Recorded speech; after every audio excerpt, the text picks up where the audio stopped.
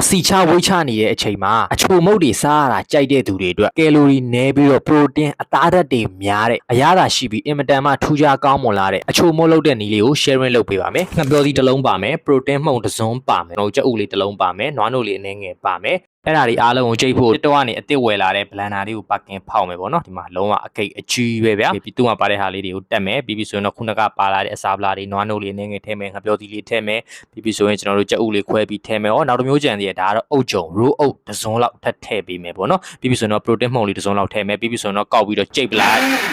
โอเคရပါပြီโอเคရလာတဲ့ဟာလေးတွေကိုခုနကပြောတဲ့မကတ်အိုးလေးထဲမှာအခုလိုမျိုးလေးထည့်မယ်ပြီးဆိုရင်တော့ဘဲညာခုလိုမျိုးလှမ်းပေးလိုက်ပေါ့နော်မီးလေးနဲ့ကြော်ရင်လုံးဝအရသာရှယ်ရှိသလားမမီးနဲ့ဗျာဆောင်းစားလို့ကောင်း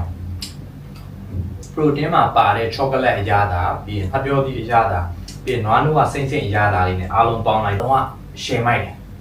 ရလာတော့လုံးဝရှယ်ကြီးပဲပုံစံတော့ကြည့်တော့မလားအရသာတော့လုံးဝရှယ်စားလို့ကောင်းတယ်အခုချိန်မှာဟိုကအချိုရင်းရမ်းစားရညာနဲ့ဖွက်တည်ပဲတိုင်းနဲ့ပုံတော့မယ်ပုံပရိုတင်းတွေလည်းအများကြီးပါတယ်ကယ်လိုရီလည်းအရန်နည်းတယ်လို့စားကြပါလို့ကြံပေးကြမှာဘောနော်သိပြပါစေ